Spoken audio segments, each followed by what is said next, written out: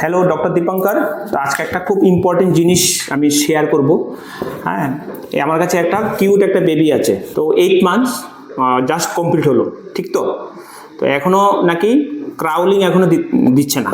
তো তো আপনারা কী করবেন, বাচ্চা যখন মোটামুটি 7 মান্থস হয়ে যাবে, আপনারা 6 মান্থ পর থেকে আস্তে আস্তে ট্রাই করতে পারেন, তবে 7 মান্থস থেকে ইজ টোটালি সেফ। একটা এক্সারসাইজ দেখাচ্ছি, এই এক্সারসাইজটা আপনারা করতে হবে। এইভাবে বেবিকে হোল্ড করে, এইভাবে হোল্ড করে দাও। Very good, very good, very good. 1 2 3 4 5 6 7 8 9 10 11 এরকম করে মোটামুটি আপনারা 10-12 সেকেন্ড বা 15 সেকেন্ড ম্যাক্সিমাম এই এক্সারসাইজটা করাবেন। মোটামুটি দিনে 5-6 বার করে করাতে পারবেন, জাস্ট এভাবে।